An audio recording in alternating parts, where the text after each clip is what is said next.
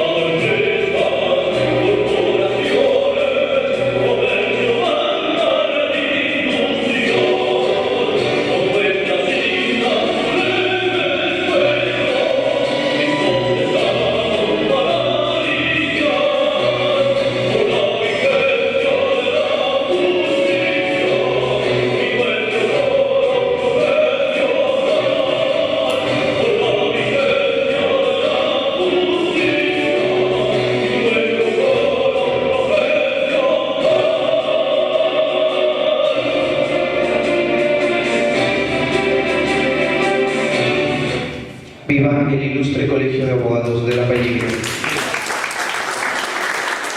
Pueden tomar asiento. Dejamos en el uso la palabra al doctor Víctor Anacleto Guerrero para el saludo correspondiente. Doctor Víctor Rodríguez Montesa, expositor esta noche, señores abogados, colegas todos, público presente. Bien, hoy iniciamos la conferencia de los viernes jurídicos. Decirles también que se han programado 2 cursos gratuitos de contrataciones del Estado y también sobre litigación oral. Así que les pedimos su participación, su inscripción, porque debemos especializarnos. Hay muchísimas quejas de los vocales que los abogados no están cumpliendo la función en lo que es en las audiencias, en lo que es litigación oral, y por eso es que hemos programado, o sea, en el mes de octubre se va a dar me parece que es 17 y 18, se va a dar sobre contrataciones del Estado, que vienen 2 expositores de Lima, de la OCSE, y luego en el mes de noviembre tenemos el curso gratuito de litigación oral, a cargo del doctor Guillermo Piscoya, Oscar Lula Zamora y otro juez de la localidad.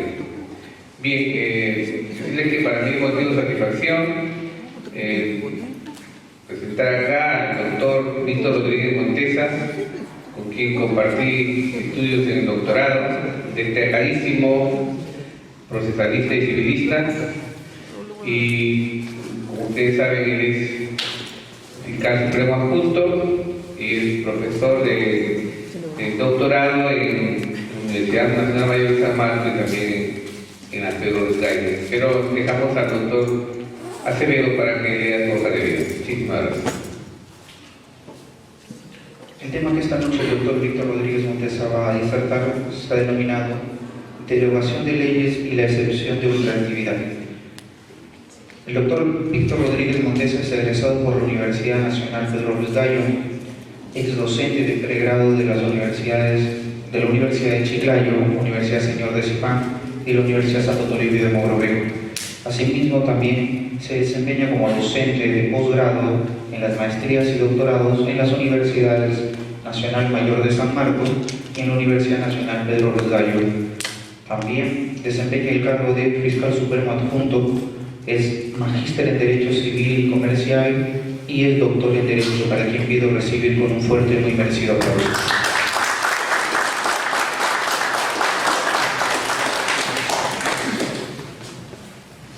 Buenas noches a todos, señor decano del Ilustre Colegio de Abogados de Lambayeque, señores magistrados presentes, colegas abogados, estudiantes y amigos.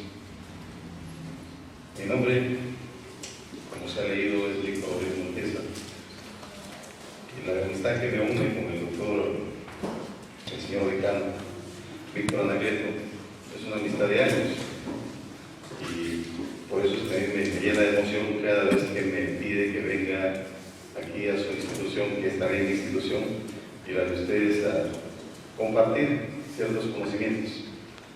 La docencia es una de las labores que, digamos, más me aficiona. Digo afición porque me considero siempre un aficionado, un entusiasta, y desde ese punto de vista quiero expresarles a ustedes algo de lo que he podido comprender y entender en el derecho. Siempre en base a preguntas y cuestionamientos de lo que la realidad nos muestra y obviamente de la necesidad de solucionar problemas específicos. Vamos a tratar un tema en particular que ya se propuso hace más de un mes con el doctor, que es el fenómeno de la ultraactividad de la ley. En la teoría de la aplicación temporal de la ley está regulado el fenómeno de la retroactividad, pero no está regulado el fenómeno de la ultraactividad. Sin embargo, la ultraactividad es más presente que la retroactividad, y lo vamos a ver. Ahí hay una frase que es justamente la que siempre marca este tipo de relación entre un docente y quienes en algún momento comparten los conocimientos de un docente, pero acá no estamos de docente a alumno, sino estamos entre colegas, ¿no? Pero siempre la pongo a colación. Esas son algunas preguntas que debemos, digo yo, debemos salvar al final de esta conversación, ¿no? Entender lo que significa derogamiento de una ley, o sea, salir ya del concepto clásico que a veces nos han enseñado o hemos leído y profundizar un poco más en lo que es la esencia de la derogación. Si en verdad por la derogación de una ley esta pierde vigencia o no. Si pierde vigencia, entonces no podremos hablar jamás de un efecto ultraactivo de la ley. Y vamos a llegar hasta tratar supuestos, incluso ya no de ultraactividad, sino de convivencia de una norma derogada con una norma vigente. Son excepcionales, pero existen. En la realidad los fenómenos se presentan y a veces ni nos damos cuenta de ello, pero ahí están y nos ponen en ciertos problemas a veces para solucionarlo. Un caso real, ¿no?, al cual vamos a poner 3 casos, es la ley universitaria. El texto de la ley universitaria derogó la ley anterior, ¿no? Y como un mandato imperativo liquidó, se puede decir así, la Asamblea Nacional de Rectores.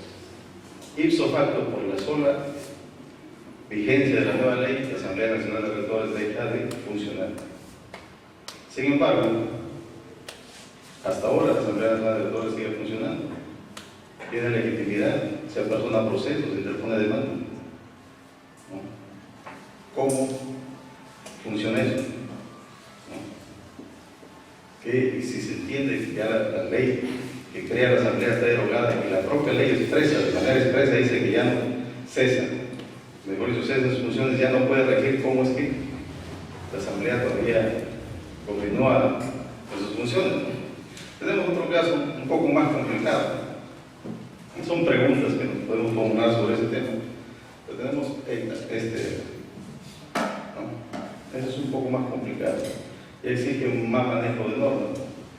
El seguro contra accidentes y el seguro de vida a nivel policial y militar se fraccionó en dos, separados al inicio. Y para los policías era, digamos, ínfima la consideración, a diferencia de los militares, porque esta norma se dio post-gobierno de facto. Y los militares todavía tenían cierto dominio a nivel político, cierta injerencia en el campo político, así que manejaron sus instituciones, digamos, con ciertas prerrogativas. A nivel policial no hubo eso. La diferencia entre un sueldo mínimo y una UIT es abismal. El sueldo mínimo no supera los 750, la UIT está entre 1700. Y las referencias para el pago de seguros para los militares se fijaban en UIT y para los policías en sueldo mínimo. Hasta que obviamente ya en el 92 se consideró esta diferencia injusta y se homologó. Y para ambos rige ya ahora la UIT. La cuestión está que los policías, después de la homologación, demandaron la aplicación retroactiva de ese beneficio. Mandaron la aplicación retroactiva y se les concedió, porque en el 92 y antes de la Constitución del 93 existía la retroactividad para cuestiones laborales. A partir del 93 no hay, pero antes sí había. Bien, el fenómeno entonces está en la retroactividad y ultraactividad. Pueden demandarlo, sí lo pueden hacer, pero ahora veamos cómo estas dos figuras de la derogación y la ultraactividad se van a manejar. La derogación como instituto está regulada. Está en la Constitución y está en el Código Civil. Obviamente que más antiguo es el Código Civil que la Constitución. Igual, la aplicación temporal de la ley, ¿no?, también está regulado.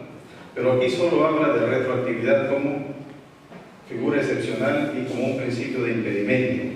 De ultraactividad no hay nada. O sea, ningún texto normativo ha considerado siquiera la figura de la ultraactividad. Pero en la práctica, como les digo, los casos son infinitos. Pero no hay, normativamente hablando, no hay ninguna regulación. El avance normativo con esta figura de la aplicación temporal de la ley ha sido lento. La derogación sí estaba regulada desde un inicio en la Constitución, pero esta norma no. Esta norma solo tenía sede en el orden civil, en el derecho común. Recién, en el 2004, con la reforma del sistema pensionario, es que le eleva el rango constitucional esta norma, para eliminar los derechos adquiridos. Porque el Código Civil no podía enfrentar una disposición transitoria de la Constitución. Para poder enfrentar una norma constitucional solo puede hacerse a través de otra norma constitucional. Entonces, lo que estaba regulado en el Código Civil tuvieron que elevarla al rango constitucional por la modificación del 2004. O sea, esta consideración de la teoría de la aplicación temporal en sede constitucional apenas tiene 10 años. En noviembre cumple 10 años. Bien, pero sobre ultraactividad no hay nada. No hay nada. Cuando hay un vacío normativo nos encontramos solo en 3 supuestos de solución. ¿No? O aplicamos la norma de clausura positiva. La norma de clausura positiva es de que si no está en la ley, está permitido aplicarla. Y la norma de clausura negativa es que si no está en la ley, está prohibido aplicarla. Y la otra es de que hay que esperar expresamente la ley lo diga. Efectivamente, hay leyes que establecen ultraactividades de leyes derogadas. O sea, hay leyes que establecen efectos ultraactivos de normas derogadas, ¿no? Entonces, si se da ese fenómeno de que estando derogada una norma, que nosotros conocemos por tradición que la norma derogada es la norma muerta, ya no existe, no tiene vigencia ni validez, Entonces, ¿cómo entender que incluso la propia ley primero dice, estás drogada y después dice, sigue rigiendo? ¿Cómo entender eso? Eso es lo que vamos a tratar de explicar acá. La derogación tiene dos sustentos, un principio natural, ¿no?, y un principio general. Obviamente el principio general marca, digamos, los parámetros y los límites, ¿no?, que tiene que ser, en principio, una regla superior o de igual nivel, ¿no?, y que debe ser posterior. El principio natural, o sea, se sustenta en una razón, digamos, de carácter lógico, con una razón de lógica, la fuerza de la ley, ¿no?, el imperativo categórico de la fuerza de la ley. Bien. ¿Por qué se deroga una ley? Hay muchos factores que generan la derogación de la ley, positivos y negativos. Por ejemplo, la ley de reforma universitaria, que deroga un sistema antiguo, obedece a un factor, y es un factor de cambio. O sea, hay leyes que se mueven por necesidades de cambio. Algunas son de orden coyuntural y otras sí son de orden más temporal, es decir, más permanente. Obedece a una necesidad de cambio trascendental. Pero hay otras sí que obedecen obviamente a razones coyunturales, a circunstancias particulares. Generalmente, en este último caso vemos las normas de orden penal. Están movidas en su mayoría por la conmoción social. Por eso es que las normas de orden penal son cambiadas, modificadas en tiempos muy cortos. En cambio, las otras normas son más perennes. La que también se mueve así muy rápido por una cuestión de, digamos, de política económica son las normas de orden tributario. Y es más fácil que se muevan las normas de orden tributario porque el marco constitucional le otorga al Poder Ejecutivo facultades para regular temas de orden tributario. O sea, ya no tiene que pasar por el Congreso, salvo que se trate de derogaciones o creaciones de impuestos. La regulación de todos esos temas es facultad del Ejecutivo. Entonces, esa posibilidad de manejar la legislación tributaria hace que las normas tributarias se muevan más rápido. Veamos algunos factores, los negativos, que generan obviamente la necesidad de derogar o cambiar la ley. Primero, una evidencia de ella es la regulación legislativa, pero la causa real de este fenómeno que hace el cambio incesante de normas son los intereses de grupo. O sea, todo sistema jurídico tiene un margen de legislación que obedece a sistemas de grupos de poder o de grupos de intereses. Eso es inevitable. El otro es cuando se dan leyes por intereses particulares o leyes especiales. La ley por carácter natural es general y abstracta. Esa es una característica natural, pero hay una excepción, que a veces circunstancias de orden particular, incluso personal, permiten que se den leyes. Hay leyes de emergencia incluso, ¿no? Y los procesos de descodificación que convive con la codificación en nuestro sistema jurídico. O sea, la descodificación existe en nuestro sistema jurídico. Hay muchas materias que han salido del código a pasar a textos independientes. Por ejemplo, del derecho de familia se desgregó el tema del niño y adolescente. Del derecho procesal civil se desgregó la ley del proceso contencioso administrativo. O sea, la descodificación convive con la codificación en nuestro sistema jurídico. Si bien es cierto, tenemos raíces del derecho francés con tendencia a la codificación, que es un sistema un poco más estable, jurídicamente hablando, en nuestro país, en nuestro sistema jurídico, existe la descodificación. Está presente. Sí hay tendencias de generar leyes particulares. Y esos apartamentos van a generar en algún momento, digamos, oponibilidad, o si se quiere, antinomias entre dos normas, que pueden dar lugar a la figura de la derogación tácita. Bien, más factores negativos, las crisis de la ley es un factor que afecta la estabilidad de la norma, ¿no? Es decir, por los factores anteriores y además por otros factores, digamos, de carácter de aceptabilidad, de reconocimiento de la norma no puede mantenerse y tiene que ceder. Un fenómeno, digamos, de una extraordinaria velocidad para derogar una norma que no fue reconocida o aceptada fue esa ley que se dio y que originó el Maguazo, ¿se acuerdan? El proceso de vigencia de esa ley no duró 16 meses. O sea, no tuvo aceptación de la norma, no tuvo el reconocimiento, perdón, la norma no tuvo el reconocimiento de los destinatarios. ¿No? En una norma no solo juega papel importante los factores que le otorgan su validez, o sea, la corrección de su estructura y la corrección de su validez normativa, sino también hay un papel importante en el reconocimiento de la norma. Ahora, la teoría del ordenamiento jurídico habla de la tesis del reconocimiento de la norma. Y ese fenómeno de nuevo es un fenómeno que evidencia que una norma debe ser reconocida para ser vigente. Bueno, ese antecedente generó una réplica y ya en muchas ciudades así existe esa oponibilidad a cierta vigencia de norma. La crisis de la democracia también es un factor evidente, ¿no? Cuando se afecta a la democracia, generalmente el proceso para estabilizar la afectación de la democracia genera un cambio inmediato de normas. Inevitablemente, analicen ustedes el proceso nada más del gobierno del Alberto Fujimori. Hubo hasta cambio de constitución. O sea, es inminente que cuando la democracia se afecta, el sistema normativo se va a afectar. Es inevitable. Y obviamente las anarquías y los caos, ya ni qué decir. Cuando no hay respeto a la norma, cuando todos tienen su criterio sobre la norma, ¿no?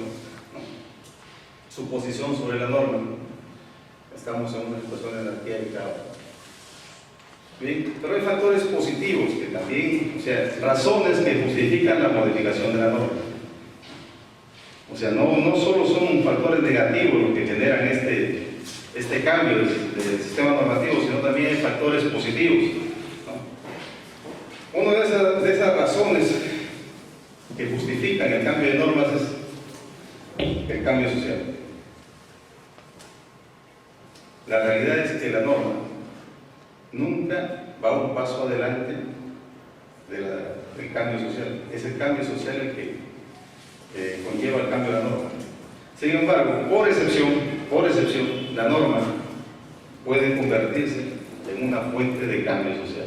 La ley de reforma universitaria es una de ellas. La ley de reforma agraria fue una de ellas en su momento. No funcionó, pero fue una de ellas. O sea, la ley quiere hacer el cambio. Lo normal es que sea el cambio social el que conlleve a la creación de una ley. Pero a veces la ley también quiere hacer un cambio, quiere influir en el cambio. La ley de reforma universitaria es un mecanismo para influir en el cambio del sistema educativo. O sea, no se puede esperar acá que el sistema educativo cambie y después la ley sea reformada. Aquí había la necesidad de reformar la ley para generar el cambio en el sistema educativo. Bien, y las razones de seguridad y certeza también determinan todo este mecanismo de derogación y vigencia de las leyes. Bien, aquí hay algunas razones, como les explicaba, sobre este factor de que la ley tiene que ser reflejo o adecuarse al cambio social. Este reflejo o adecuación al cambio social actúa por dos mecanismos, la derogación y la modificación. Ahí tienen ustedes cómo la ley se anticipa al cambio social. Quiere hacer el cambio. Esos son algunos ejemplos. ¿Y cómo es que la ley genera seguridad y certeza? Prohibición de retroactividad y prohibición de ultraactividad. Sin embargo, tanto la retroactividad como la ultraactividad existen. Y aún existiendo, no afectan la certeza y seguridad. Bien. La derogación es natural al derecho. Es parte del crecimiento del derecho, de la evolución del derecho. Sin embargo, actualmente el derecho ha considerado que hay 3 supuestos que no pueden ser derogados. Ustedes saben que ahora hablamos de un sistema jurídico constitucionalista o postconstitucionalista y un sistema que va a la par con el funcionalismo o que nace del funcionalismo, que es el llamado sistema garantista. Cuando un Estado y un sistema jurídico se llaman garantistas, deben respetar esos 3 valores. Si no respetan alguno de esos 3 valores, no puede hablarse de un sistema garantista. Ojo, hablar de Estado constitucional no supone hablar de un Estado que tenga constitución. Hablar de un Estado constitucional es hablar de un Estado que respeta las garantías mínimas y respeta los derechos fundamentales. Hay Estados que tienen constitución y no lo respetan. Hay Estados que tienen constitución y no lo respetan. O sea, la constitución, si bien es cierto, es un marco, pero no asegura que un Estado sea constitucionalista y menos que sea garantista. Estos valores mínimos no son, digamos, valores o garantías que están en la función jurisdiccional, están en todo. Están en los contratos, están en la prestación de servicios. Cuando uno va a atenderse por un seguro de salud, si de salud respetar estos valores mínimos, las personas serían atendidas como seres humanos. Cuando uno va a una entidad pública a hacer una gestión, si esa entidad pública respetase estos valores mínimos, serían atendidos como seres humanos.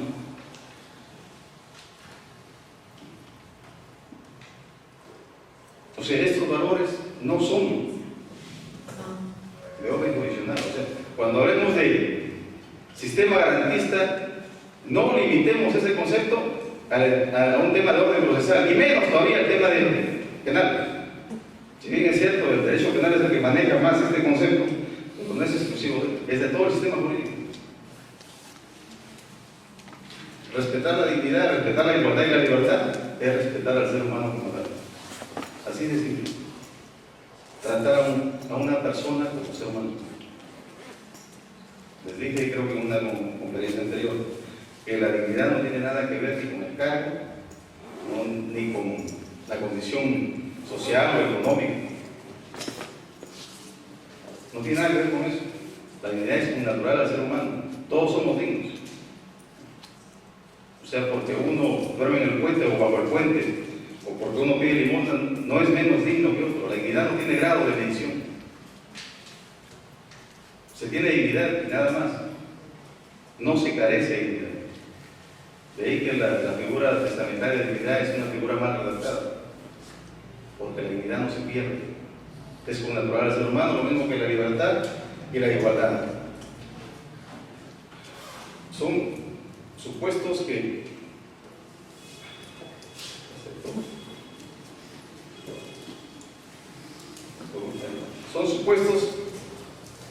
no pueden ser afectados por la derogación. Tampoco son disponibles y son imprescindibles, es decir, no pueden separarse, los 3 van juntos. Cuando una sociedad aprende a respetar esas 3 garantías,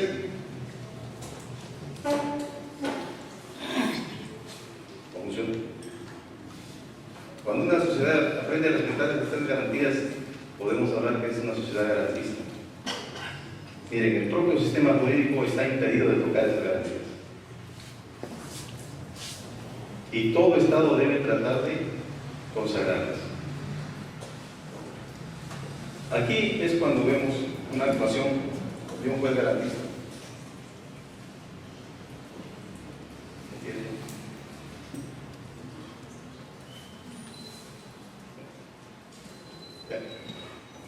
Vemos ahí alguna definición de derogación para ya tratar de analizar lo que actualmente se entiende por derogación. Tenemos 3 definiciones, según los diferentes autores. uno puede coincidir con alguno de ellos. La definición siempre es personal, por si acaso.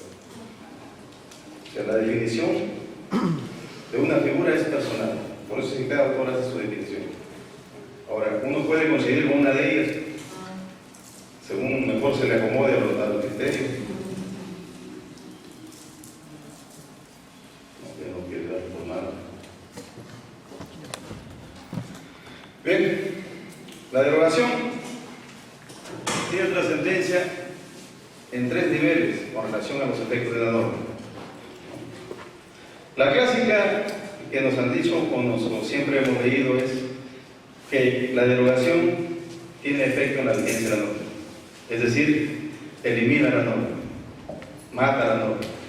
La norma ya no existe, ya no tiene vigor, no tiene valor, no rige. Ese es el aspecto que considera que la norma es afectada por la derogación en su vigencia. Otra posición dice que la derogación afecta a la norma ya no desde su vigencia, sino más bien de su pertinencia. Lo que se tiene que ver es que hay normas que siendo derogadas todavía son pertinentes. El caso que les puse del seguro, si esa causa, ese reclamo de algún policía para igualar el seguro se demanda ahora, el juez tendría que invocar normas que ya no existen, por ejemplo la Constitución. ¿Por qué la invoca? Porque es pertinente el caso. Pero no está vigente. Y la tercera, que ya como un poco que traslada el tema de la derogación con la aplicación de normas derogadas al campo jurisdiccional, habla de la aplicabilidad de la norma. La pertinencia habla de validez y vigencia. Hay normas que están vigentes y no son pertinentes, pero hay normas que no están vigentes y son pertinentes. Cuando hablamos de una norma que no está vigente y es pertinente, pasamos al segundo nivel, que es la aplicación. Y ahí es donde nos encontramos en la figura de la retroactividad. Es más, actualmente con la globalización, y creo que ha sido parte de un congreso que ha habido hace 2 semanas, me parece, con la globalización, el derecho extranjero viene incluso a ser de interés y pertinente para tratar temas nacionales. Y sin embargo, muchos de esos marcos extranjeros no tienen vigencia en el derecho, pero son utilizados por su pertinencia. Yo he visto muchas sentencias nacionales citar sentencias extranjeras. El famoso caso del juez San Martín, que fue cuestionado porque pidió consulta a un jurista de otro país. O sea, no están vigentes en no pertenecen al sistema jurídico nacional, pero por su pertinencia son tomadas para resolver un caso determinado. Ya está.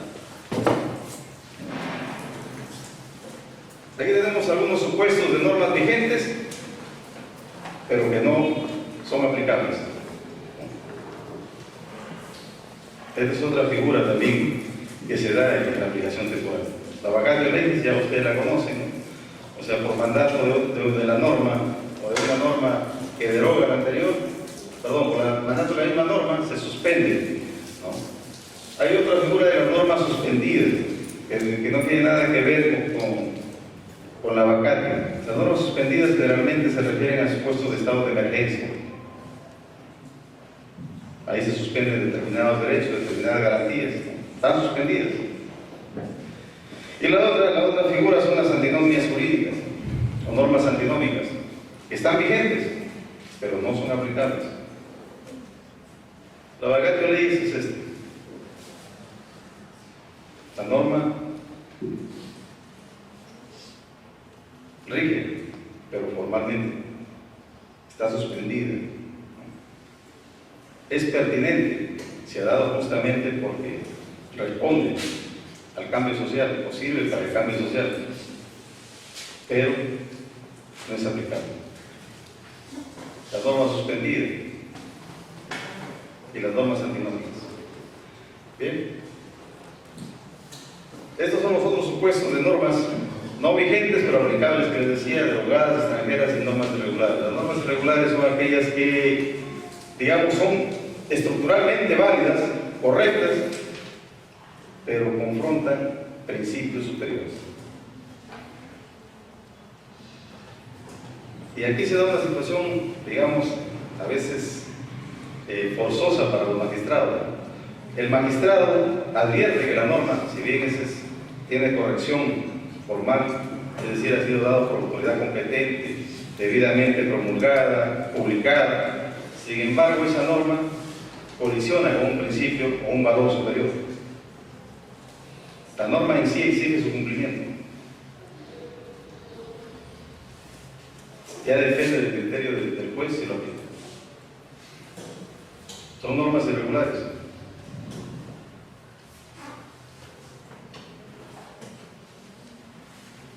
Ahí la aplicación es más forzosa que correcta.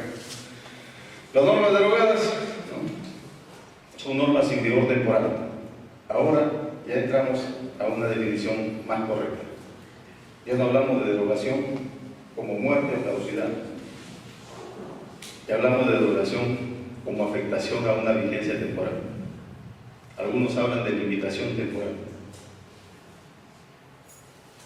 O sea, hablar de derogación ya no es hablar de la muerte de una norma, sino de limitar temporalmente su vigencia. Y esa limitación a veces es levantada cuando se aplica contractivamente. Las normas extranjeras no tienen vigor espacial, como les decía, no corresponden al sistema jurídico, no porque no estén vigentes en su país, sino porque no pertenecen al espacio del sistema jurídico. Y las normas irregulares, que les decía, supuesto de invalidez sustancial. Estos son los términos que se han utilizado como sinónimos de derogación. 5, en resumen 5. Algunos hablan de sustracción, o sea, dicen la derogación sustrae la norma del sistema jurídico, lo saca. Otros hablan de invalidez, que con la derogación la norma no vale. Otros hablan de cesación de efectos. Otros hablan de ineficacia y algunos más allá hablan de muerte y caducidad. Los que corresponden a la tendencia moderna, que es de limitación temporal, hablan solo de dos supuestos, sustracción e ineficacia. No puede hablarse de invalidez de una norma porque si es que se admite la ultraactividad, per se, se admite que la norma es válida. Porque si no, no se podría aplicar. No podemos hablar de cesación porque las normas, si se aplican contractivamente, no puede estar cesada de sus efectos, y menos podemos hablar de muerte y caducidad. Ahora, sustracción e ineficacia se ajustan al nuevo concepto de derogación como limitación temporal. Pero veamos esta paradoja para llegar al análisis de las dos posiciones que tratan de explicar el fenómeno de la derogación y de la ultraactividad. Esa es la paradoja de la derogación y de la ultraactividad. Como si ya no existes, de pronto te presentas. Como si ya no riges, de pronto te invoco. Hay muchos herederos que invocan el código del 36 para peticionar su herencia, porque el código del 36 tenía un tratamiento muy disímil del actual en cuanto a herencia. Propuesta de solución. Hay dos corrientes, dos propuestas de solución para entender este fenómeno de que, estando derogada la norma, todavía es invocada y aplicada. La primera es una propuesta de distinción de dos conceptos mucho más amplios. Esta la proponen Anchorrón y Bullillín, que son dos filósofos argentinos, uno de ellos. Y la otra, la propuesta de distinguir entre lo que es derogación y lo que es nulidad y canón. Porque como vamos a ver, si vamos a hablar de invalidez, esta figura solo es aplicable al supuesto de nulidad y canón, no de derogación. ¿Cómo funciona la primera propuesta? La primera que lo que existe en un determinado país son sistemas jurídicos y órdenes jurídicos. El sistema jurídico es el que está vigente, decimos. Por lo tanto, la norma derogada no pertenece al sistema jurídico. Está fuera del sistema jurídico, ha sido sustraída del sistema jurídico. Sin embargo, orden jurídico es todo sistema jurídico. El sistema jurídico que ya no está vigente y que está vigente. En consecuencia, una norma derogada no pertenece al sistema jurídico, pero sí pertenece al orden jurídico. Y como pertenece al orden jurídico, se puede invocar en casos determinados. Se puede aplicar ultraactivamente. Es una distinción para tratar de justificar la ultraactividad que hacen estos autores, ¿no? Y la otra es la que hace el distingo entre nulidad y derogación, ¿no? La derogación siempre supone la validez de la norma. Siempre. La nulidad per se es norma inválida, ¿no? Tal es la consideración de la validez de una norma derogada, ¿no?, que incluso en el momento que puede aplicarse operativamente puede ser observada de inválida. O sea, una norma derogada, pero que viene aplicándose ultraactivamente, puede ser observada de inválida. Ergo, la norma derogada es válida. La norma inválida, que está afectada de algún vicio, que en este caso la nulidad solo se da por supuesto de corrección estructural y formal, no por corrección sustancial. No es necesario que sea derogada. La derogación y la nulidad, algunas diferencias.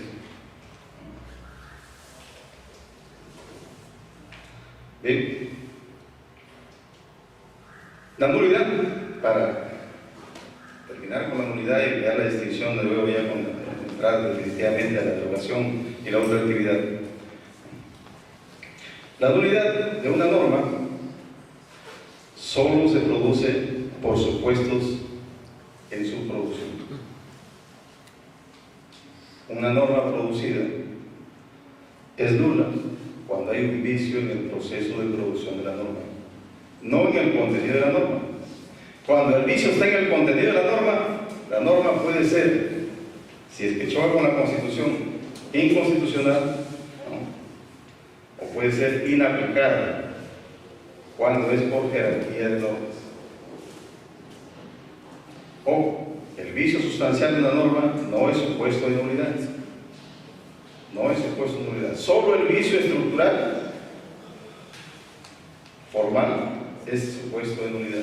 Es decir, cuando en el proceso de formación de la norma algo falló, la autoridad no era la competente, se saltó una etapa en su elaboración, entonces la norma deviene nula. En este proceso hay dos supuestos que estudia Bobbio. Uno es la monodinámica, que es el equivalente al proceso, es la parte donde se afecta de invalidez o de nulidad una norma.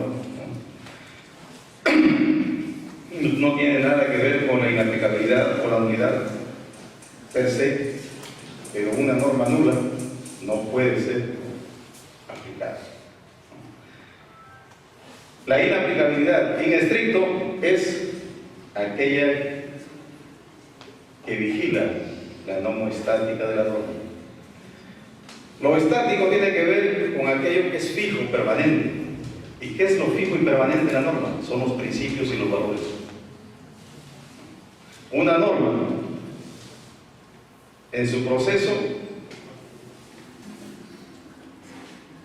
se desenvuelve de la nomodinámica y la nomoestática. Es decir, una norma perfecta es aquella que observa el proceso correcto y que respeta los principios y los valores. Los dos pueden verse afectados. Cuando se afecta la nomodinámica, estamos ante un supuesto de nulidad. Cuando se afecta la nomoestática, podemos incurrir en un supuesto de incoherencia o un supuesto antinómico que hace la inaplicabilidad de la norma. No hace la nulidad de la norma. Cuando una norma choca contra un principio, no es nula, es inaplicable. Solo cuando el proceso está viciado, la norma es nula. Las formas de derogación clásicas, expresa y tácita, ya las conocemos, así que avanzamos. Pero la derogación expresa, ¿cuál es su justificación? Miren, la tácita se justifica de manera natural, es decir, dos normas se contraponen, por lógica, no pueden existir, es decir, si una prohíbe y la otra ordena, no pueden existir. ¿Cómo puede una norma ordenarme y la otra prohibirme hacer algo? O sea, no cabe. Por naturaleza, una de las dos tiene que ceder. Y si no pueden ceder una, ceden las dos, pero no pueden coexistir las dos. O sea, la derogación tácita está justificada en razones de orden lógico y natural, pero la expresa, ¿en qué se justifica? Porque una norma puede derogar de manera expresa otra norma sin necesidad de oponerse, ¿no? La puede derogar. O sea, la derogación expresa no está justificada en un supuesto de oposición. Sencillamente el legislador dijo, vamos a derogar estas otras y ya está. Aunque no se opongan, hay que derogarlas. Y expresamente lo dice, deróguese la ley. ¿Y quién puede discutir que esa derogación no es válida? O sea, al final, la derogación expresa puede servir como un instrumento de arbitrariedad en el cambio del sistema político. El legislador puede decir, deróguese tal ley, como decía Krishman, 3 palabras del legislador y las bibliotecas enteras se van al tacho de basura, cuando criticaba la cientificidad del derecho. O sea, el legislador dice, deróguese tal leyes. No da justificación de su derogación. O sea, la derogación expresa genera un marco de arbitrariedad. Cuando se analiza esta posibilidad de arbitrariedad, algunos concluyen entonces que la derogación expresa obedece a una teoría voluntarista, es decir, obedece a la voluntad del legislador. Como la voluntad del legislador es, digamos, pasajera, porque el legislador que es ahora ya no es mañana, sin embargo la norma subsiste, o sea, la norma se abstrae de quien la expidió, o sea, ya no está como autor de la, digamos, como legislador o la autoridad que da normas, aquel que expidió la norma que está vigente. Por ejemplo, la Constitución del 93, ya muchos de los legisladores ya no están en el Congreso. Por eso es impersonal la norma, se abstrae de la autoridad que emitió. En consecuencia, si bien la teoría voluntarista puede marcar las razones que determinan una derogación expresa, ¿no? ¿Por qué esta derogación expresa reina incluso después de que esa autoridad ya se fue? Porque se abstrae de la voluntad y se queda inmersa en el marco legal. Y en realidad, quien va a considerar la derogación de la ley no piensa en el legislador, ni en las razones que el legislador tuvo para derogar la ley. Ninguno de nosotros, cuando lee la derogación de la ley, se pone a pensar en las razones por las cuales el legislador dispuso derogar la ley. Nosotros solo vemos que está en la ley y listo, y que tenemos que aceptar la derogación, ¿no? Y ojo, que para los magistrados existe el delito de prevaricato, aplicar una ley derogada. Se tiene que aceptar la derogación. Eso es lo que justifica, ¿no? La aceptación de la derogación expresa per se, en base a la ley, desarrolla la teoría legalista.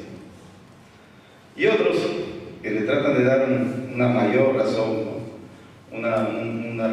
una razón o justificación, digamos, de más valor, invocan una teoría constitucionalista. Es decir, el valor que justifica la derogación es la necesidad del cambio. La necesidad del cambio. Hay que entender que si una norma está derogada o ha sido derogada es porque esa norma ya no se adecua a las circunstancias actuales y es necesario el cambio. Si ustedes leen el prólogo, el prefacio de la Constitución del 79, que era muy bonita, ahí ven que una de las razones de esa Constitución era el progreso, el avance de nuestro pueblo. Un texto normativo se supone que busca el cambio. Una de las naciones que siempre se ha destacado por su crecimiento y desarrollo y por su gran capacidad de manejo de las circunstancias y de las adversidades, siempre ha manejado su sistema político, sistema social y económico en base a cambio de sistemas jurídicos. Es decir, en ese estado el sistema jurídico es el que va a ver todo. Y pese a las circunstancias, aún prevalece como uno de los estados más fuertes, a pesar de que no puede tener ejército. Bien, esas son las razones, miren ustedes. La teoría constitucionalista dice que no se puede impedir la derogación. No puede darse una norma que impida la derogación, porque la necesidad del cambio, la adecuación de las normas a la realidad es inminente. No podemos establecer una norma que impida la derogación. La derogación tácita es esa. Eso es, como digo, basada en razones de contradicción o de absorción también. Ahora,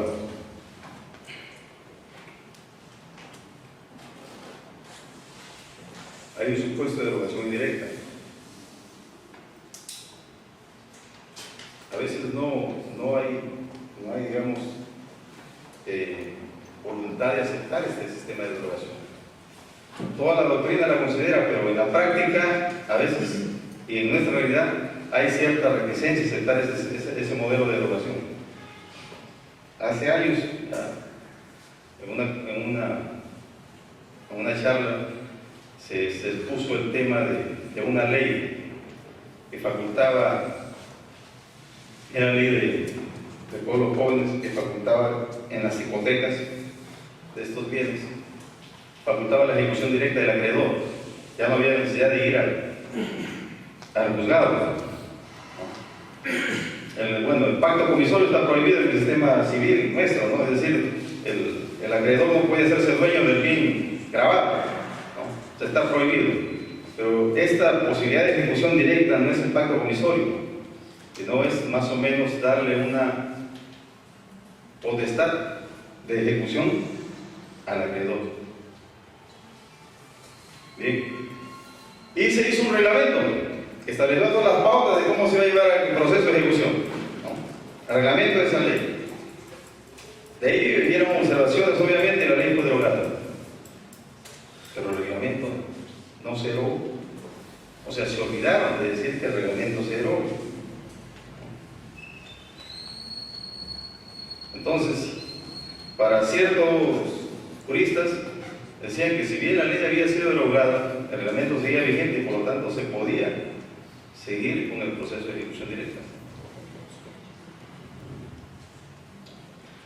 Entonces, la derogación indirecta es aquella consideración de que lo que es dependiente de una norma, o sea, lo dependiente de una norma sigue la suerte de esta norma. Si la norma de la cual depende otra se deroga, la otra se deroga de manera indirecta. No necesita una derogación expresa.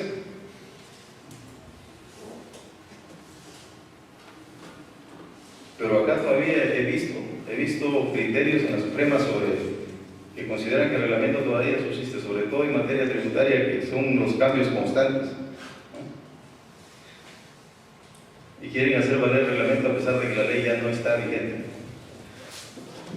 Ahora ya han aprendido mejor en las nuevas leyes que derogan las anteriores a expresamente, digamos, dejar en vigencia el reglamento aplicable a esa ley, para no estar haciendo nuevos reglamentos. Bien, estos son otros supuestos que se relacionan, pero que no tienen que ver con la derogación, aunque algunos dicen que la modificación es derogación, pero la modificación en estricto no es derogación, la modificación es ampliación, adición. La derogación parcial es cuando se suprime una parte de un texto normativo. Algunos a esta derogación parcial llaman modificación, así modificada porque ha sido suprimida una parte del texto, pero esa es derogación parcial. La modificación en estricto es cuando se agrega, se adiciona, se amplía el texto de una norma. Ahí se está modificando. Y una figura que generó mucho debate en materia de beneficios para los profesores fue la precisión normativa. Precisión es la aclaración, si se quiere decir, ¿no? O sea, determinar el verdadero sentido y alcance de una norma, que no se hizo en su oportunidad y es necesario hacerlo. La circunstancia es que la precisión tiene el carácter de norma interpretativa, y toda norma interpretativa tiene efectos retroactivos. Lo único que no se admite es que por interpretación o aclaración se puedan establecer sanciones con efecto retroactivo. Es otra forma de derogación. Esto es lo que sucedía en un enfrentamiento entre una ley general y un reglamento, la ley especial. Este es el gráfico de lo que es la aplicación temporal de la ley. Nueva ley y cómo funcionan las figuras de retroactividad y retroactividad. Si la ley ya murió, ¿cómo explicamos que se aplica? Pues no podemos hablar de que la derogación mata la ley, solo limita su aplicación o vigencia temporal, nada más.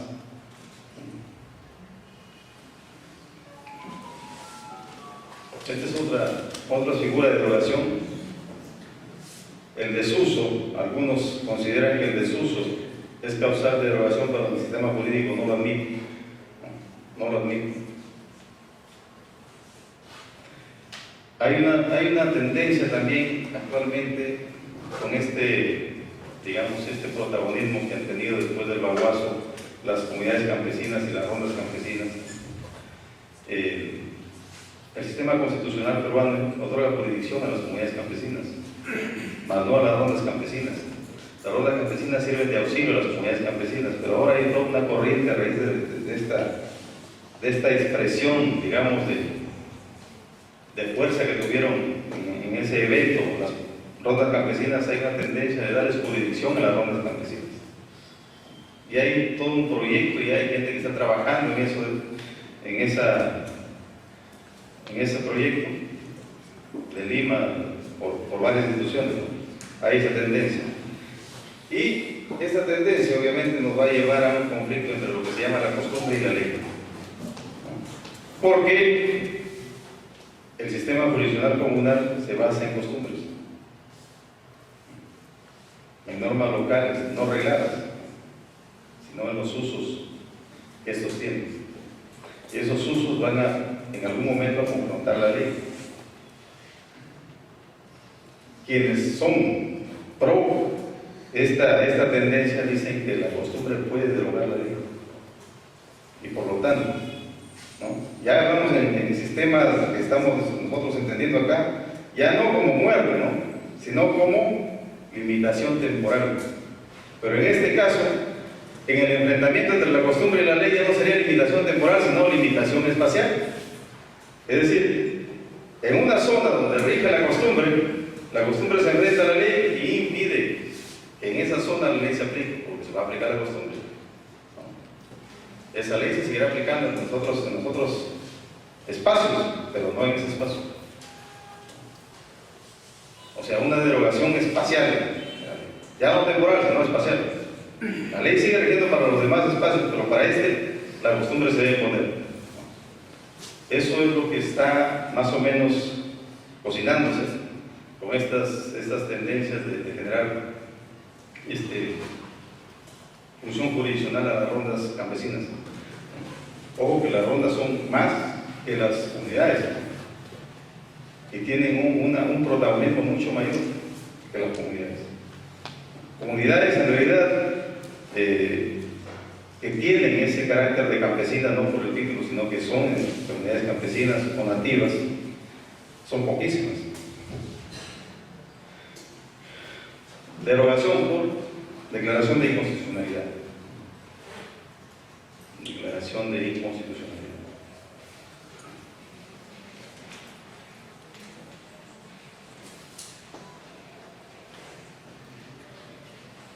Aquí tienen ustedes algunos ejemplos. Ahora, miren, el tema de esto es simple. O sea, es simple. ¿Cómo funciona la derogación por declaración de inconstitucionalidad? Pero miren sentencias a nivel de tribunales de prestigio, ¿no? que confundieron las cosas. Es decir, una norma es declarada inconstitucional y no rige desde la fecha de la publicación de la sentencia. ¿Cierto? O sea, es sacada del sistema jurídico, desde la fecha de la publicación de la sentencia, no desde que fue promulgada la ley, fue publicada, no desde que se interpuso la demanda, sino desde que se publica la sentencia de inconstitucionalidad. Así lo dice la ley. Desde esa fecha, la norma se entiende derogada por efecto de la declaración de inconstitucionalidad. Pero ¿qué sucede si la sentencia declara infundada la acción de inconstitucionalidad? ¿Esa ley desde cuándo tiene efectos?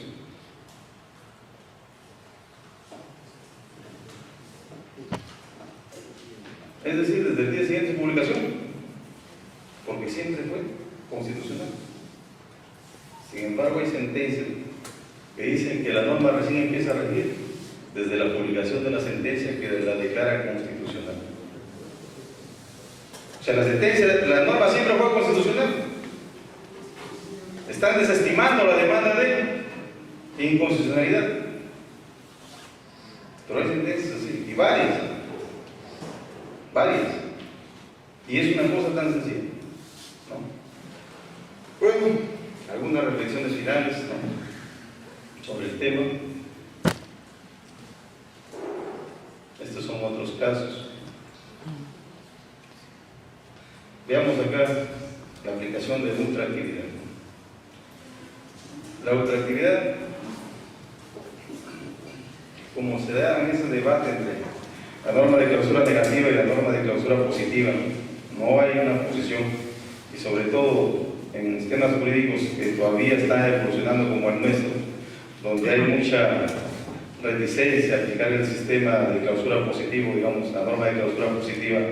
Incluso hay más apego a la norma de clausura negativa en la administración pública, ni qué decir. O sea, para la autoridad administrativa, si no está en la ley, no se puede. O sea, acá no se trata de ponderar, de argumentar. Si no está en la ley, no se puede. Tu pedido no procede. Es más, ese parecer llega incluso a instituciones como el Ministerio Público. Si no está en la ley, no procede. Pero puedes aplicar algún principio. No, eso lo dejamos para el juez. El juez es el que hace eso, nosotros no. O sea, a nivel administrativo, el principio de clausura negativo es casi total. Es casi total. Dicen un sistema legalista. No está en la ley, no hay. A nivel jurisdiccional sí hay la tendencia de un sistema, un régimen de clausura positivo, pero no, por ahí no hay casos, digamos, esporádicos de que también niegan el derecho porque no está en la norma. Para la ultraactividad, lo que más se acepta es que la norma lo autoriza. En el Código Civil hay muchas normas que autorizan la ultraactividad del Código anterior. No autoriza la ultraactividad. En el Código Procesal Civil también. El Código Procesal Penal autoriza, a pesar que supuestamente fue derogada el Código de Procedimientos Penales por el nuevo Código Procesal Penal, el Código autoriza que se siga utilizando. aplicando para casos que todavía están en trámite antiguos, ¿no? Y en algunas zonas incluso. En Lima, por ejemplo, todavía se aplica el antiguo Código de Procedimientos Penales en algunos distritos judiciales, a pesar de que está derogado. Y ni qué decir de las causas que empezaron su vigencia, o sea, ahora están aplicando esos códigos, ¿no? El procedimiento civil es el de procedimientos penales. Todavía llega en casación para ver algunos expedientes con el código antiguo. Así que el único código antiguo que hay en las oficinas se lo pelean para cuando lleguen esos expedientes, porque ya nadie guarda esos códigos. A ver, nada más en el sistema pensionario. ¿Cuántas leyes del sistema pensionario han sido derogadas y todavía se invocan para resolver las causas y se aplican para resolver esas causas? Se aplican. Ya están derogadas, pero se aplican.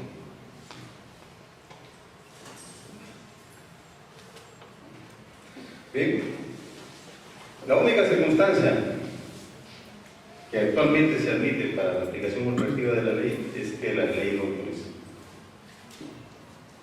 Si la ley no lo autoriza, es casi imposible que se admita la ultraactividad. La ley tiene que autorizarlo.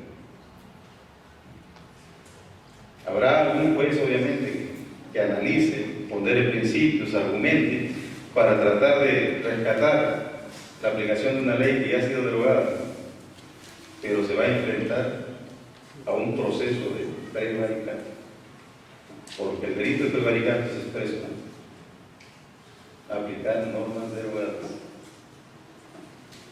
El delito de prevaricato no alcanza la aplicación retroactiva de una ley, pero sí expresamente sanciona la aplicación de una norma derogada. Así que debería ser muy valiente un juez para aplicar una norma derogada a un caso en particular. Tiene que buscar una autorización legal. La ultraactividad es una excepción. En materia penal se habla de la ultraactividad benigna, así como de la retroactividad benigna. Se debate sobre la aplicación de la ultraactividad benigna. La situación es que la ultraactividad benigna en materia penal solo supone la aplicación de una ley para un hecho en el cual estuvo vigente esa ley con posterioridad,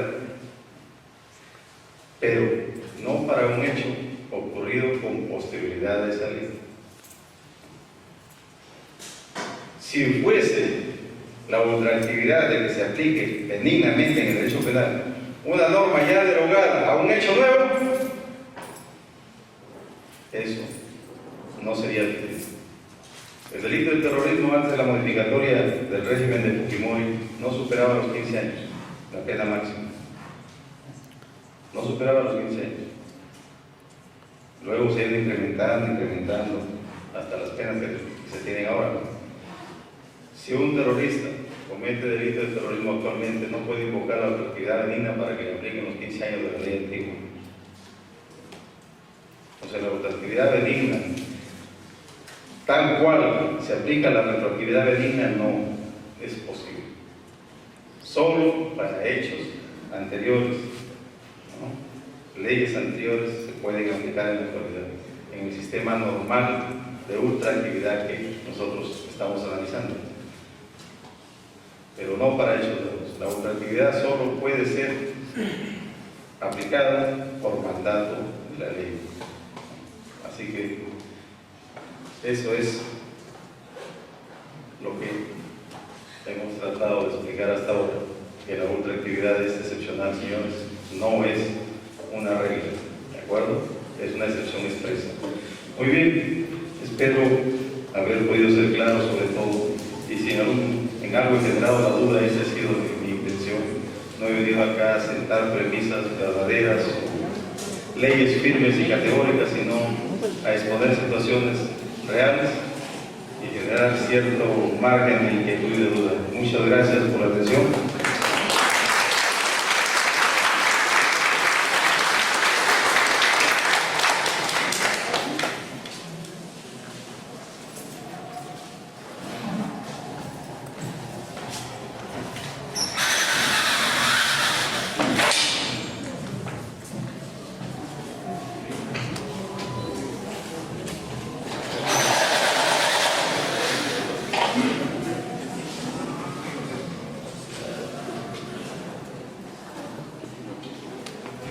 al doctor Víctor Rodríguez Montesa brindándole nuevamente un fuerte aplauso.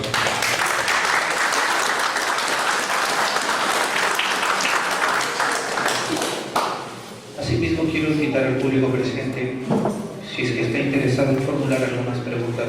De lo contrario, pasaremos al siguiente acto. Por favor, levantar la mano quienes estén interesados en realizar alguna pregunta. Claro, doctor. Un momentito, ahorita se le acerca un micro.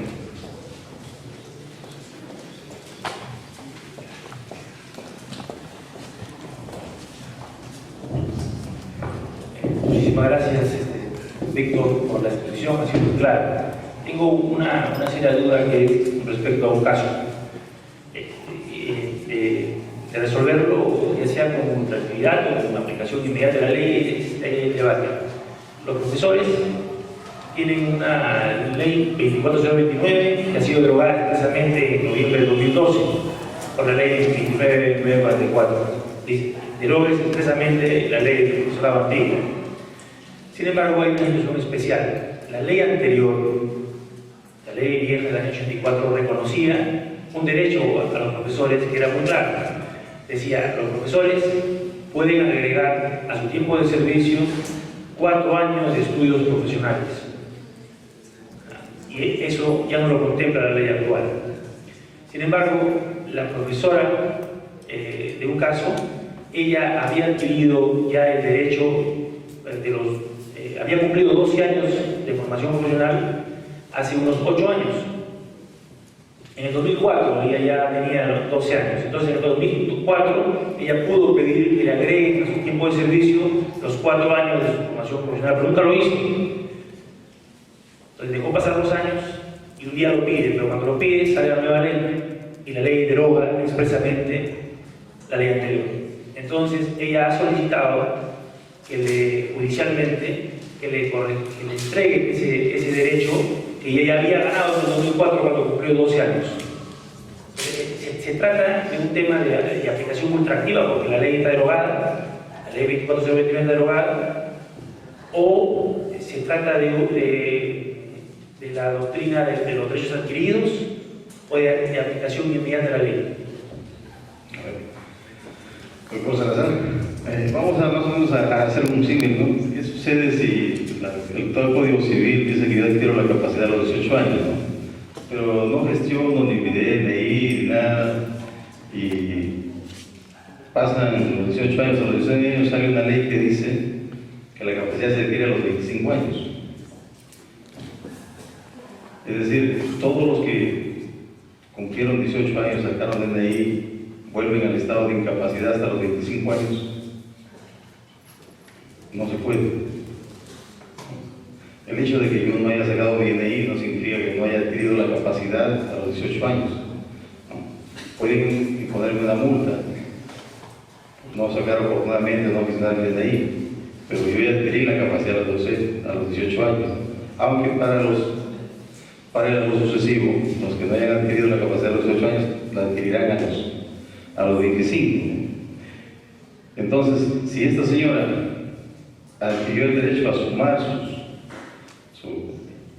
su profesionalización, cuando todavía estaba vigente la ley que otorgaba la sumatoria, y si no lo hizo, no significa que haya renunciado a esa sumatoria, porque encima los derechos de esa naturaleza son irrenunciables y el silencio tampoco no puede ser calificado como una declaración de voluntad. O sea, el hecho de no gestionarlo no significa que haya renunciado, que ya ese solo hecho haga perder la sumatoria. Si luego viene la ley que no lo dice nada, menos aún, o sea, ni siquiera elimina esa circunstancia, ¿no? O sea, ni siquiera dice que los que no sumaron ya no pueden sumarlo. Y encima que si lo diría también sería, digamos, retroactivo, porque estaría afectando una situación de esa naturaleza. La posibilidad de no sumar solo se entiende para los que podían sumar a partir de la nueva ley. O sea, desde la nueva ley, para los que podían sumar recién a partir de la nueva ley, la posibilidad de no sumar está denegada. Pero para los que podían sumar y debieron sumar antes de esa ley, estaba autorizada, la sumatoria tiene que darse, ¿no? Si no, seríamos una aplicación retroactiva y que no está autorizada en esta materia. Claro.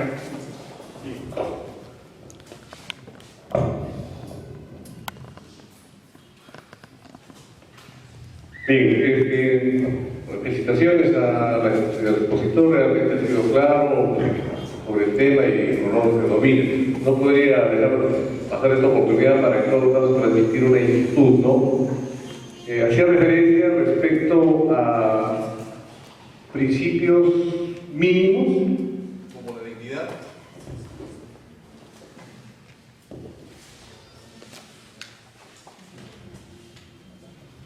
la igualdad y la libertad. Entonces, lo que tenemos, por ejemplo, en materia sucesoria, los derechos sucesorios, o la igualdad de los derechos sucesorios, rigen a Del 28 de julio de 1980, ¿cierto? Sin embargo, las sucesiones, en todo caso, la apertura de la sucesión antes del 28 de julio del 80 se rige por la legislación anterior. Entonces, la legislación anterior que decía, los hijos matrimoniales reciben el doble respecto de sus causantes, ¿cierto?, en relación a los hijos nacidos fuera del matrimonio. Entonces, los jueces, en este caso, efectivamente tienen dos respuestas ante un mismo fenómeno, ¿no? Porque la ley es retroactiva, ¿cierto? Entonces yo tengo que aplicar una ley retroactiva. Pero aplicando la ley retroactiva, efectivamente afecta un valor esencial como es igualdad. No sé tu opinión al respecto. Aquí es cuando, digamos, un principio, en este caso el principio sobre la vigencia temporal de la ley va a enfrentar a otro principio, que es el principio de igualdad. O sea, ya vamos a encontrar un conflicto de principios acá. Obviamente esto, en materia de conflicto de principios, no se soluciona de una manera, digamos, absoluta, sino se soluciona por vía de ponderación. Es decir, se tiene que valorar las circunstancias de necesidad y de adecuación al caso de un principio y otro. A mi criterio personal, puede haber otros discrepantes, si apostamos por el principio de la temporalidad de la ley, tendríamos que aceptar la vigencia del Código del 36, ¿no? Lo cual sería, digamos, desde el punto de vista formal, válido, porque la ley así lo dispone.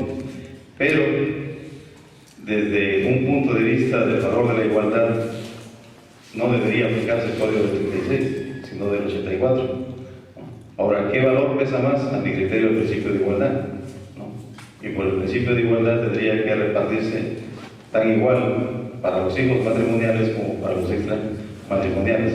O sea, es una cuestión de ponderación que en su momento tiene que darse bajo los principios de adecuación y necesidad, ¿no? Y ver también las circunstancias particulares de gradación de la ponderación, ¿no? Pero sí existe la corriente que puede inclinarse por favorecer el principio de temporalidad de la ley, y puede haber otra tendencia que puede inclinarse por el principio de igualdad, ¿no? Buenas noches, presidente doctor Víctor Rodríguez. Bueno, quería hacer una pregunta en cuanto no si la norma, si no entra una ley y una norma constitucional. ¿Por qué le refiero? Porque mire, en el año 2012, a diciembre de 2012 salió la ley de presupuesto del año 2013, la ley 29951. En una disposición complementaria de esta norma establecía que en materia pensionaria los intereses legales ya no podían ser capitalizables. Entonces, mire, los trámites iniciados anterior a la dación de esta norma permitía que los intereses legales en materia pensionaria fueran capitalizables. Es decir, que estos se podrían multiplicar de acuerdo a los cálculos matemáticos que se realizan y poder capitalizarlo y generar así los intereses por el mérito del tiempo, ¿no? Y aplicando la morosidad respectiva. Pero dada la adopción de esta ley, entonces se establecía también, estoy parafraseando porque la norma decía que los procesos en trámite, tal vez puedan haber sido iniciadas, que en este caso pueden ser iniciadas en 2009, 2008, ¿no? E intereses respecto de pensiones que están desde el año 92, que le deben a muchos pensionistas, ¿no? Entonces, estas personas se ven perjudicados en el cobro de los costos legales. Entonces, ahí esta norma entra en contradicción con la Constitución, porque esta norma, esta disposición complementaria está contraviniendo el artículo 103 de la Constitución, ¿no? Las normas son irretroactivas. Entonces, ¿qué lectura se aplicaría? ¿La retroactividad o la retroactividad? ¿O hay simplemente una antinomia entre la norma constitucional, que es el artículo 103, y esta norma de rango legal? Ese tema es un tema interesante y hasta confuso, creo yo. No se trata de una aplicación temporal de la ley, sino más bien de una confusión en cuanto al término que se le llama tasa de interés legal efectiva. La norma que usted dice que permitía la capitalización de intereses no hablaba de capitalización de intereses, sino decía que se aplicaba la tasa de interés legal efectiva, ¿no? Lo que sucede es que jurisdiccionalmente se entendió que la tasa de interés legal efectiva era equivalente a capitalización de intereses, ¿no? En realidad la tasa de interés legal efectiva es un porcentaje que publica actualmente, antes lo publicaba el BCR, creo que la SBS, ¿no? Es un porcentaje, ¿no? Pero a la vez el mismo término lo utilizan las entidades financieras para efectos de capitalizar sus intereses, pero ellos ya no lo utilizan para hablar de la tasa porcentual de intereses, sino para hablar de la fórmula de capitalización, ¿no? O sea, ellos dicen, ¿es efectiva? ¿Por qué? Porque yo saco interés de esta suma, ese interés lo hago efectivo y lo vuelvo capital. O vuelvo a sacar intereses, lo vuelvo a hacer efectivo y lo hago capital. Entonces, en esa fórmula, capitalizo el interés y sigo sacando intereses de interés, pero ya convertido a capital. Entonces, esa confusión que ha generado esta terminología de interés legal efectivo, en realidad, cuando la norma decía eso, hablaba de una tasa porcentual, no de la fórmula que aplican los bancos. El órgano jurisdiccional lo confundió, ¿no? Entonces se entendió que tasa de interés legal efectiva, no tasa porcentual que publica la SBS, sino fórmula, importa capitalización, ¿no? En realidad la capitalización de intereses siempre ha estado prohibida, salvo para cuestiones de orden financiero, y autorizada para otro tipo de actividades previo acuerdo al año. Es decir, al año se liquidaban los intereses y se capitalizaban y se sacaban más de intereses de ese interés ya capitalizado. Solo esa autorización había, pero el resto era solo para las entidades financieras, ¿no? Lo que hizo la ley un poco fue aclarar y precisar, ¿no? Y no, en otras palabras, no hizo más que rescatar lo que ya estaba en el Código Civil, pero en realidad no es un tema de aplicación retroactiva, sino de confusión en el uso del término de la tasa legal efectiva. Eso es lo que sucedió. Entonces eso generó toda esa confusión y el órgano jurisdiccional obviamente no analizó bien esta figura, que una es el porcentaje que publica la SBS, ¿no? Tasa de interés legal, tasa de interés legal efectiva, activa, también le llaman algunos, y la otra es la tasa de interés legal efectiva que utilizan como fórmula los bancos para ir capitalizando cada vez que hacen efectivo un interés lo capitalizan. Eso fue lo que sucedió en realidad.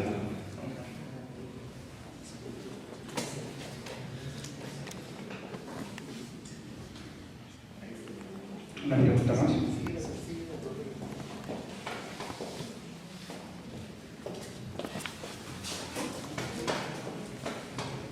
Buenas noches, doctor. El Código Civil de 1984 incorporó la figura de unión de hecho, figura que no estaba establecida en el Código Civil de 36. La pregunta es si se puede demandar unión de hecho cuya convivencia ha sido antes del Código Civil del 84.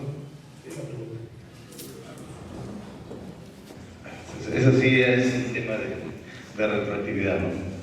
En realidad no se podría demandar el reconocimiento de la unión de hecho anterior, ¿no? Porque esa es una situación jurídica que se crea recién, la modificatoria primero de la Constitución y luego el Código Civil. No significa que la unión de hecho no haya existido, pues, o sea, como supuesto fáctico ha existido, pero como reconocimiento jurídico, como institución a la cual se le atribuye las prerrogativas o las consideraciones tan iguales que el matrimonio recién se da con el Código la modificatoria y el Código Laboral en la Constitución actual. Aplicarlo retroactivamente sería crear una institución jurídica cuando no existía. Ahora, que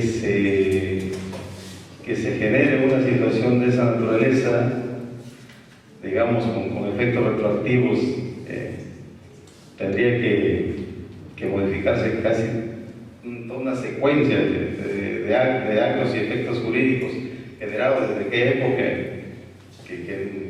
que no estaban previstos ni considerados en la norma. O sea, cuando se crea la consideración de la unión de hechos y efectos jurídicos, eso conlleva toda una rama de situaciones jurídicas complementarias.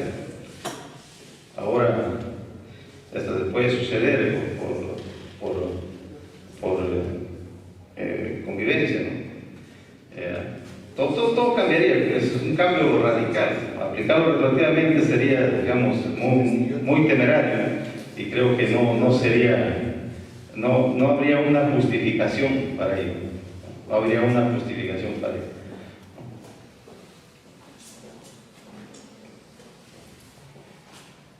No habiendo más participaciones, brindemos un fuerte y muy merecido aplauso.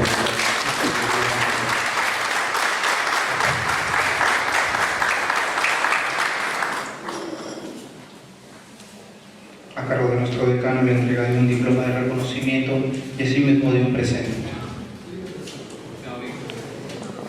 Siempre un agradecimiento por los estudiantes de posición que siempre nos apoyan, que reciben este diploma de reconocimiento de nuestro colegio de abogados.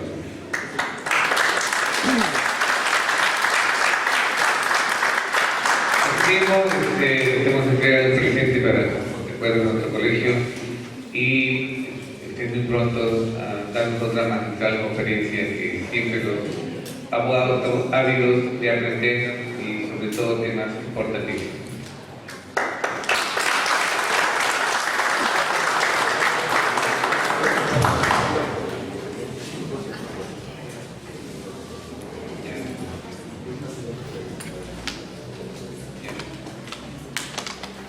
Bien, seguimos invitando para el próximo viernes, por favor, y traigan a los colegas, no sé, pero ayúdenos a que vengan más colegas, por favor. Muchísimas gracias. También decirles que el día sábado 11 de octubre es el referéndum sobre la evaluación a los jueces y fiscales. Queremos que participen. Y evidentemente hay una pregunta, porque los fiscales están hechos esta demanda, porque no quieren que los evalúen. Pero hay una pregunta que es clave. Nosotros, la primera pregunta es: ¿conoces al magistrado, al litigado? Si dice no tenemos por qué evaluarlo, ¿no? Entonces es la pregunta fundamental que siempre se coloca, que hemos colocado en esta gestión. Pero en fin, de todas maneras el referéndum se va a dar. Le pedimos participación y también comunique a todos los colegas, y asimismo también que el próximo viernes tengan las conferencias que se va a dar sobre nulidad de acto jurídico que va a estar a cargo el doctor Mateo Gómez, que es decano del Colegio de Abogados de Ciudad. Muchísimas gracias.